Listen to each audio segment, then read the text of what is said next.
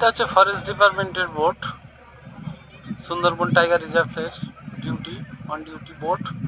আর পিছনে যে জঙ্গলটা দেখছেন এটা হচ্ছে গিয়ে Sajnekhali watch tower wildlife, যে এখানে হচ্ছে মেন অফিস, বিট অফিস। এখান থেকে সবাইকে স্বাক্ষর করে জঙ্গলের ভেতরে ঢুকতে হয়।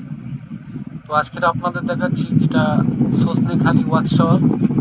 এটা এই নদীটার নাম হচ্ছে, বোটের ওপাশটা নদীটার নাম হচ্ছে পিচখালি, আর এটা হচ্ছে দয়াপুর। এখানে দয়াপুরের পাশেই হচ্ছে কি এই নদীটা, লঞ্চের পাশ দিয়ে যে নদীটা চলে গেছে গোমর, আর গোমরের পাশেই হচ্ছে পাখিরালয়।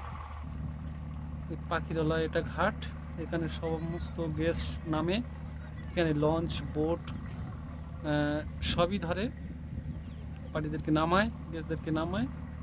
আর এখানে যেটির অবস্থা অত্যন্ত খারাপ, সরকারি ডিপার্টমেন্টে আধিকারিক, ফরেস্ট ডিপার্টমেন্ট, বিডিও, থানা এই জিনিসটা নিয়ে একবারও ভাবে না।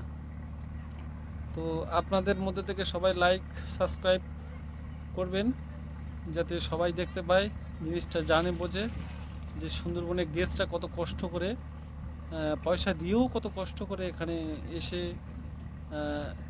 হেনস্থা হয়, যেটি নামতে উঠতে অসুবিধা হয় মহিলাদের।